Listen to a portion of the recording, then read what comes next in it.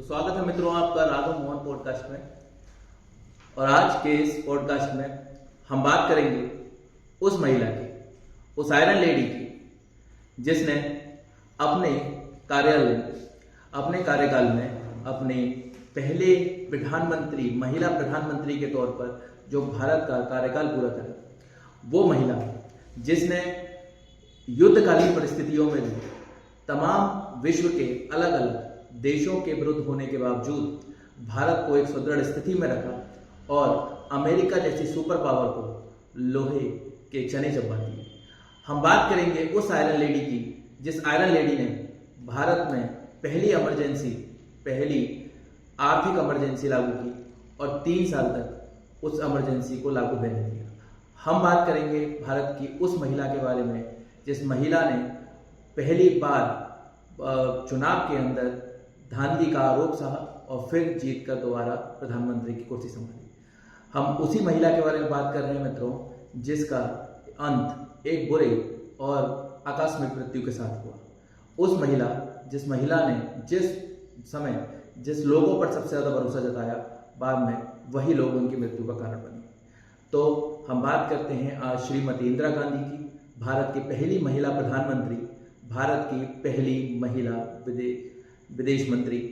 तो शुरुआत करते हैं और इसमें हमारे साथ हैं मिस्टर ब्रजमोहन शर्मा, जो कि डिफेंस एक्सपर्ट के साथ साथ भारत के बच्चों को सेना में जाने के लिए प्रोत्साहित भी करते हैं। तो स्वागत है आपका ब्रजमोहन शर्मा जी। बहुत बहुत धन्यवाद बंसल जी, आपने मुझे राघव मोहन पॉडकास्ट में बुलाया। इसके लिए मैं आपका और आपके चैनल का बहुत बहुत धन्यवाद व्यक्त करता हूँ। आपका बहुत बहुत शुक्रिया ब्रजमोहन जी। तो आज हम महिला सशक्तिकरण के बारे में बात कर रहे हैं। आज हम जानते हैं जैसे कि मदर्स डे ठीक है मनाया जा रहा है, और जहाँ तक हम बात जानते हैं कि महिलाओं को इस देश में बहुत ऊंचा दर्जा दिया गया है, एक सम्मानीय नज़र से देखा जाता है।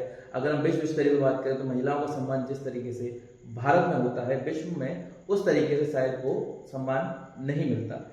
और भारत हमेशा से प्रयास में रहा है कि महिलाओं का सम्मान पूरे विश्व में सबसे अग्रणीय हो। तो इसके बारे में आप क्या कहना चाहेंगे? बिल्कुल बंसल जी, आपने जो बात कही महिलाओं के सम्मान को लेकर, भारत एक हमारा पुरुष प्रधान देश है, परंतु यहाँ पर सबसे ज्यादा जो इज्जत है वो महिलाओं को हम सबसे ज्यादा अग्रणी रखते हैं। चाहे वो कोई भी फील्ड हो, राजनीतिक फील्ड हो, चाहे वो सेना का फील्ड हो, चाहे वो खेल का मैदान हो, चाहे वो मेडिकल का फील्ड हो, हर जगह भारत में महिलाओं को एक अलग ही रूप से देखा गया है, उनको मातृ शक्ति के रूप में देखा गया है। जब जब भारत पर विपदा आई है तो हमारे देश की मातृ शक्तियों ने बढ़ चढ़ कर हिस्सा लिया है। चाहे हम अंग्रेजों के टाइम की बात करें, रानी लक्ष्मीबाई ने अपना जब सब कुछ खो दिया था, उस समय उन्होंने खुद तलवार उठाई थी और इस देश के लिए अपना सर्वोच्च न्यौछावर किया था। और अगर वहां हम खेल के मैदान में अगर आने की बात करें तो कर्णम मल्लेश्वरी, जिन्होंने भारत को पहला ओलंपिक मेडल दिलाया सन 2000 में। तो ये बड़ी अच्छी बात है कि हमारा देश पुरुष प्रधान होने के बावजूद भी हम यहाँ पर सबसे ज्यादा अगर इज्जत है तो वो हमारी महिलाओं की है। चाहे आप किसी भी फील्ड में देख लें, 40% से ज्यादा योगदान भारत में महिलाओं का है। बिल्कुल शर्मा जी, और हम इस बारे में बात करते हैं तो आज के पॉडकास्ट को हम नाम देना चाहेंगे कौन थी इंदिरा गांधी। ठीक है, तो कौन थी इंदिरा गांधी, आप क्या समझते हैं? पहला हम आपसे जानना चाहेंगे कि इंदिरा गांधी को लेके आप क्या तस्वीर महसूस करते हैं? जब इंदिरा गांधी का नाम सामने आता है तो पहली इमेज क्या आपको भारत पाकिस्तान के वो युद्ध नजर आता है 1971 का, या 1975 की वो इमरजेंसी नजर आती है, या 1984 का वो अमृतसर का विद्रोह नजर आता है? मुझे जब मैं इंदिरा गांधी जी के बारे में सोचता हूँ, जब जितना भी मैंने उनके बारे में रिसर्च किया है, पढ़ा है, तो वो एक आप उन्हें देश की एक सर्वोच्च महिला कह सकें, लेकिन मैं उन्हें आयरन लेडी ऑफ इंडिया के नाम से आप सभी के सामने संबोधित करना चाहता हूँ, क्योंकि वो लेडी थी जिन्होंने अपने पति को खोने के बावजूद भी इतना अच्छा उन्होंने सेटअप दिया भारत को।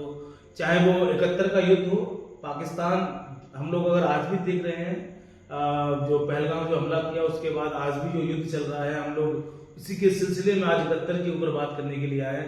तो उस समय इंदिरा गांधी जी ने इतना अच्छा कदम उठाया कि पाकिस्तान के 2 टुकड़े कर दिए। तो आप कहना चाहते हैं कि जब आप इंदिरा गांधी के बारे में सोचते हैं, श्रीमती इंदिरा गांधी के बारे में जब बात करते हैं, भारत की पहली महिला प्रधानमंत्री के बारे में बात करते हैं तो आपको 1971 का युद्ध याद बिल्कुल आता है। बेशक। और उसके बाद जो भी इंदिरा गांधी के कार्यकाल में, श्रीमती इंदिरा गांधी के कार्यकाल में जो भी चीजें रही, और उनको आपको क्या लगता है, किस नजरिए से आप उनको देखते हैं कि एक इतना बड़ा युद्ध जीतने के बाद क्या ऐसा हुआ कि कुछ लोग उनके साथ ऐसे थे, या फिर कुछ ऐसा हुआ कि एक व्यक्ति के अंदर जो अहम और का भाव आता है, क्या उस अहम के भाव के कारण 1975 की इमरजेंसी हुई?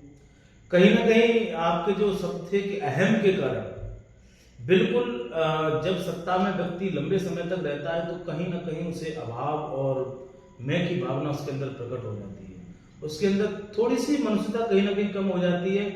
उस समय उनकी सरकार जाने के डर से उन्होंने जिस कदम को उन्होंने उठाया, इमरजेंसी की जिस कदम को उठाया, इससे लगातार 3 साल भारत त्राहिमाम रहा और देश बड़े ही संकट से जूझता रहा। तो कहीं ना कहीं आप सबको इस चीज की पता है कि इमरजेंसी का जो दौर था वो अपने आप में एक काला समय गुजरा भारत के इतिहास में, जो कि पूरा विश्व से याद करता है, पूरे भारत आज इसे याद करता है। जो आज 70, 75, 80 साल के जो बुजुर्ग हैं, अगर हम उनसे बात करते हैं इमरजेंसी के बारे में, तो वो खुद इतने परेशान होते हैं कि जो इमरजेंसी काल हुआ उसमें आप देखेंगे लोगों की नसबंदी कराई गई, ठीक है, पकड़ पकड़ी जबरदस्ती उनकी नसबंदियां कराई गई। तो कहीं ना कहीं ये एक ऐसा घिनौना काल रहा जिसके अंदर मैं नहीं चाहता हूं कि शायद वो काल होना चाहिए था इंदिरा गांधी जी के द्वारा। दूसरी जहां तक हमें समझ में आती है कि भारत में इमरजेंसी को एक विद्रोही दमन को कुचलने की एक सोची समझी साजिश के तौर पर देखा जाता है कि आर्थिक इमरजेंसी जो घोषित की जाती है वो राष्ट्रपति के द्वारा की जाती है, और उस चीज का संबोधन हमारे देश के प्रधानमंत्री करती हैं, और बाद में एक लेटर इशू होता है जिसके थ्रू राष्ट्रपति ये अनुमोदित करते हैं कि भारत में इमरजेंसी लागू की गई है। लेकिन क्या केवल हम उसमें एक फैक्टर देखते हैं कि लोगों में क्या कहते हैं परिवार नियोजन को लेकर ये चीज की गई या किसी और चीज को लेकर करी गई? जहां तक कि हमें समझ में आता है कि इसका पहला इम्पैक्ट जो पड़ा वो भारत के प्रमुख राजनीतिक दलों के ऊपर पड़ा। बिल्कुल। और राजनीतिक दलों में से जो कांग्रेस के लिए, उस समय की प्रेजेंट कांग्रेस के लिए जो खतरा थे, उन सारे राजनीतिक दलों को दबाया गया, उन प्रमुख राजनेताओं को दबाया गया, जिनमें से कुछ प्रमुख राजनेता जैसे जेपी नारायण जी, जयप्रकाश नारायण जी रहे, अटल बिहारी वाजपेयी जी रहे, ठीक है, यूपी के पूर्व मुख्यमंत्री मुलायम सिंह यादव जी रहे, आपके लाल कृष्ण आडवाणी जी रहे, सुषमा स्वराज जी रही, अरुण जेटली जी रहे। तो ये जो कुछ प्रमुख नेता थे, लालू प्रसाद यादव जी थे, ठीक है, तो ये जो प्रमुख नेता थे जो कांग्रेस के लिए शायद उस समय एक राजनीतिक खतरे के तौर पर उभर रहे थे, क्या आपको लगता है कि केवल इन लोगों के दमन के लिए, इन लोगों से चुनाव ना हारने के लिए, इन लोगों के डर की वजह से इमरजेंसी लगाई गई? बिल्कुल बंसल जी, कहीं ना कहीं आप जो बात कर रहे हैं कि इन सभी बड़े दिग्गज नेताओं को जेल में रखा गया। जनसंघ उस समय एक ऐसी पार्टी थी जिससे कांग्रेस को खतरा था, जनसंघ एक ऐसी पार्टी थी जिससे कांग्रेस को खतरा था। तो कहीं ना कहीं ये सभी दल, चाहे मुलायम सिंह यादव जी को ले लीजिए, स्वर्गीय श्री मुलायम सिंह यादव जी को ले लीजिए, लालू प्रसाद यादव जी को ले लीजिए, आडवाणी जी को ले लीजिए, इन सभी नेताओं को इतनी बुरी तरह प्रताड़ित किया गया था इमरजेंसी के दरमियान कि इनको कभी पनपने ना दिया। हमें याद आता है जॉर्ज फर्नांडिस का वो वाक्य, बिल्कुल, जिसके बाद वो 3 महीने के लिए हॉस्पिटलाइज हुए। हाँ बिल्कुल, चलने की स्थिति में बिल्कुल स्थिति में नहीं रहे, उनके साथ विदेश मंत्री रहे, बिल्कुल उनके साथ इतना प्रताड़ित किया गया कि वो एक अलग ही स्थिति से जूझे। और स्वर्गीय श्री अटल बिहारी वाजपेयी जी वो खुद कहते हैं कि वो काली रात मुझे याद आती है जिस दिन मैं सलाखों के पीछे था। तो वो बड़े अच्छे कवि भी थे, अपनी बातों को कविताओं में रख के इस तरीके से प्रो देते थे कि आगे सामने खड़े व्यक्ति को बुरा ना लगे और अपनी बात को पूरा भी कर दे। तो इनकी बड़ी कला थी। मैं अपने दर्शकों को कुछ और जानकारी के साथ ये बताना चाहूंगा कि 1971 के वॉर के दौरान इंदिरा गांधी जी के कुछ महत्वपूर्ण फैसलों के कारण और उस समय के सेना प्रमुख जनरल सैम मानेकशॉ के कारण भारत उस युद्ध में पहले से ही बढ़त बनाने में कामयाब रहा। हमें याद है वो वाक्य कि जब सैम मानेकशॉ ने इंदिरा गांधी जी के सामने कहा था कि नहीं मैडम प्राइम मिनिस्टर, मैं अभी युद्ध शुरू नहीं करूंगा, मैं आपको एक डेट देता हूं जिस डेट पर भारत पाकिस्तान के खिलाफ युद्ध की तैयारी करेगा। और उस दौर में भी हमें याद आता है कि मुक्ति वाहिनी मोर्चा का जो कमान संभाली वो मिस्टर अटल बिहारी वाजपेयी जी, भारत के पूर्व प्रधानमंत्री, ने संभाली। तो उस समय के दौर में, राजनीतिक दौर में, जब भारत में कभी कभी जब संकट के वाले मंडराते थे तो उस समय प्रमुख राजनीतिक दल, प्रमुख नेता चाहे आपसी मतभेदों को बुलाकर भारत की एक संप्रभुता के लिए एक साथ खड़े होते थे और भारत को दुश्मनों की बुरी नजर से बचाने के लिए साथ रहते थे। बिल्कुल। लेकिन आज के दौर में, आज के किसी प्रधानमंत्री के कार्यकाल में हम देखते हैं, भारत के प्रेजेंट प्रधानमंत्री मिस्टर नरेंद्र दामोदर दास मोदी जी के कार्यकाल में, क्या आपको लगता है कि भारत राजनीतिक तौर पे, विश्व राजनीति के तौर पे कहीं पिछड़ रहा है?